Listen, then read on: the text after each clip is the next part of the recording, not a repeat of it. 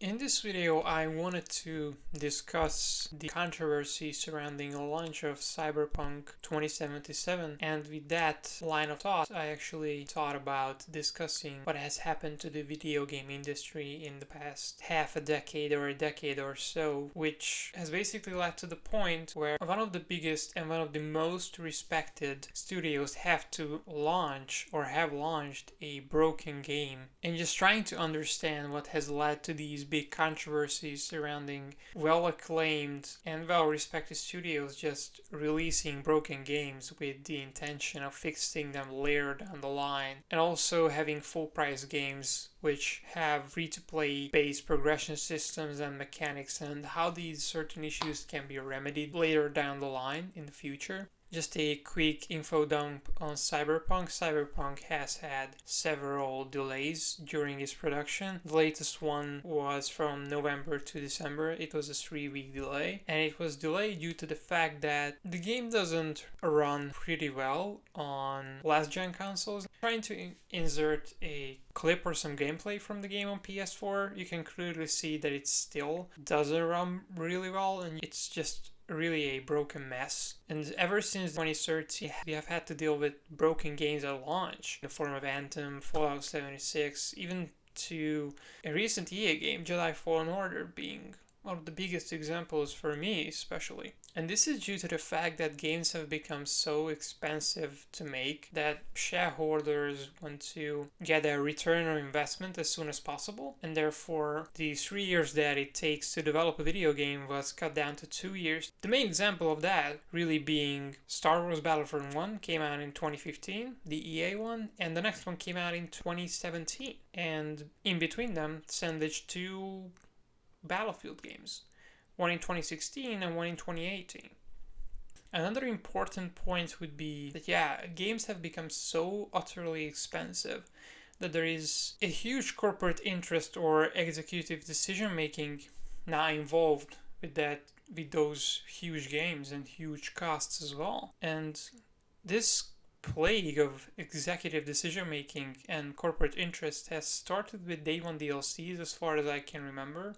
And one of the clear examples being Assassin's Creed 2, where Sequence 12 and Sequence 13 wasn't included in the game because it wasn't ready at launch. So therefore they cut it out, even though the game is better pacing-wise without those sequences. They later resold them after launch, a few months after launch, for around $10. So you basically paid $70 for the full game. And one of the most egregious examples being Mass Effect 3. Now, I didn't play Mass Effect 3 when it came out, I played it last year, but when I was browsing through the DLCs to check which ones I should get for the game, I actually was kinda surprised and even flabbergasted to the point after I finished the game without getting a certain DLC that one of the main characters of the game, like an integral part of the game's story, is locked behind a day one DLC paywall in the form of Javik. Like, he's a Protean, and Proteans, especially in Mass Effect 3's story, it was really a crime to lock him behind the day one DLC paywall, but since he wasn't finished when the game went gold, therefore the publisher, EA of course, thought that it would be a nice idea to sell you this character for like $5 to $10. So again, you paid $70 for the full game,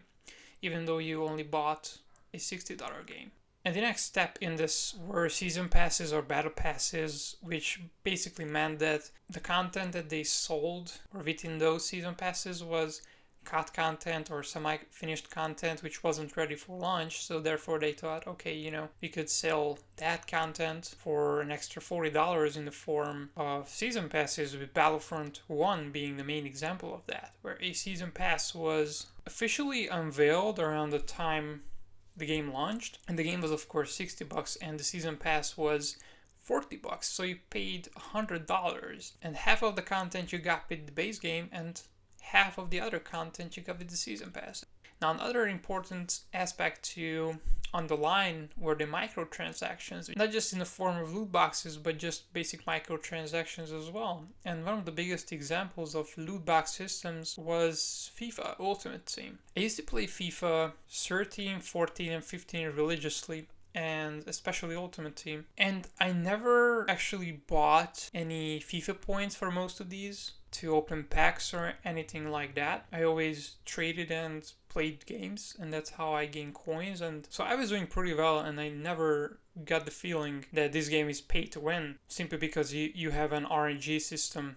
So you basically pay an X amount of money and you get random things. So it was never really an egregious practice because you never really had to purchase it. But I want to talk about microtransactions a bit more in the form of Injustice 2, where I think they are done exceptionally well, where they are just cosmetic only, and you can't really use it for any other effect, just to look different. And a lot of new games don't really get that. And I think Injustice 2 handled this kind of perfectly, to be honest, because I personally never bought any microtransactions in Injustice 2, and I had pretty maxed out characters. But one of the worst examples of this microtransaction loot box crossover, if you will, was Star Wars Battlefront 2, where the whole progression system of a AAA $60 game was tied to the progression of the game. I think this is one of the most well-known controversies, not just for gamers, but for people in general. It was such a big fiasco that blew up the internet. And right off the bat, this was a clear decision by an executive who is no longer working at EA in order to just maximize the profits of the Star Wars themed shooter. And this was considered at the time, and I still think it is considered the most anti-consumer move by any video game company ever, as a full-priced game was basically went with a pay-to-win system. Although important to note that this pay-to-win system was disabled before the game launched, but then again it was too little too late by then because the word has spread that this game was meant to be a pay-to-win experience at $60. And the progression system had to be redesigned from the ground up, and it took like 4 to 5 months for the developers. And of course, the post-launch team for Battlefront 2 basically was reduced to a very few number of employees. So therefore, a lot of the content which was not finished at launch, which was planned for the live service model, took a lot longer to finish, and therefore we get 4 to 5 month gaps between each big content update. And another important game was Assassin's Creed Unity, which was... Back in 2014, it was the laughingstock of subreddits all across the internet, and basically everybody, like, I even knew about the broken animations and just the game being broken in general, even though I wasn't interested anymore in the Assassin's Creed games. And it was a broken mess at launch, and going back into it, the game is still utterly broken on PS4. I couldn't progress through a main story quest because the game did not allow me to. Then again, executive decision making comes into play, and executives looked at the franchise sales numbers and they realized that, wow, these games don't really sell well. Ever since AC Unity and AC Syndicate, they sold kind of a fraction of what we thought they would. So there must be some problem with the games themselves, and they told the developers that they have to refresh the game or even reboot the game, if you will. And that's where the new formula came in, which, let's say this, it doesn't resemble anything Assassin's Creed should be. And then came games like Fallout 76, which was broken, unfinished, and bare bones. And even for that game, it was clearly, again, an executive decision to push the game out in 2018, even though it needed half a year or a year minimum more in development. But again, this 2-year development time comes into play, or 3-year, rather. That is no longer the case, of course. But again, Fallout 76 came out broken, unfinished mess. It was clearly pushed by the shareholders as the company didn't have anything for that year. And one of the games that I personally would like to mention is Jedi Fallen Order.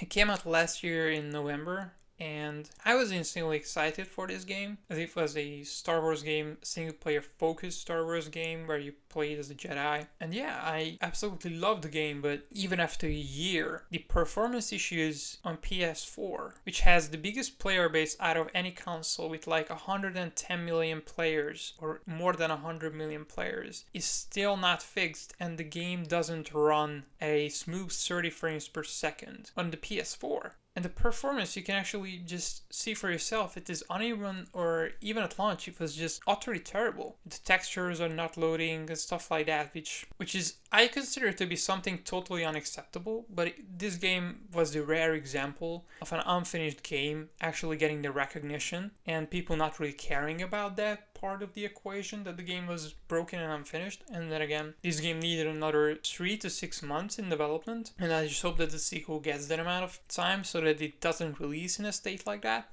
And this leads us to Cyberpunk 2077. Now, one of the worst decisions in the game's development cycle was to prioritize the, at the time, next generation consoles, which I consider to be utterly pointless, as the player base of 150 million console players just on the Xbox and PS4 side are on the last generation of consoles. The game is clearly too ambitious for just the current generation of consoles, and as it has released, we have actually found out that the game wasn't pushed in order for some executives to release their bonuses, as of course if they pushed the game to next year they would have lost those bonuses. And of course, if you wanted to push the game even further, it had to be pushed into next year. As if you were to push the game like even a mere week or two, it would have been too close to the Christmas holiday period and people wouldn't be willing to buy the game as they are now, as there are no games releasing around this period for a certain reason, and that's probably the reason for it. And to just sum this little discussion up, the corporate and executive decision making has plagued this industry ever since the day of the Day One DLCs, and we have arrived at a point where one of the most respected studios and creators in the industry, that being CD Projekt Red, has fallen prey to this due to this financial interest of certain parties which have absolutely no place in creating video games as an art form. And to sum everything up and just give my recommendations on the topic, due to the huge capital involved in the video game industry, shareholders want their return on investment as soon as possible, while video games need more time in development than what is considered normal now. And there has to be a compromise between these two aspects. And I believe that it can be reached in monetization practices which don't involve progression systems, but rather are focused around cosmetic items only, which don't affect the gameplay in the slightest. And I believe that this way of monetization would allow the developers the time they need to craft the best game possible, with the minimal amount of crunch time required for them, and would satisfy the shareholders as well. But what do you guys think about the situation that the gaming industry is in now, and what has to change in the future in your opinion? Can CD Projekt Red redeem itself in your eyes, or they should have been more thoughtful regarding the release of the game and just the communication? Let me know your thoughts in the comments down below, and thank you for watching this video, and I'll see you in the next one. And until then, remember to keep it insightful.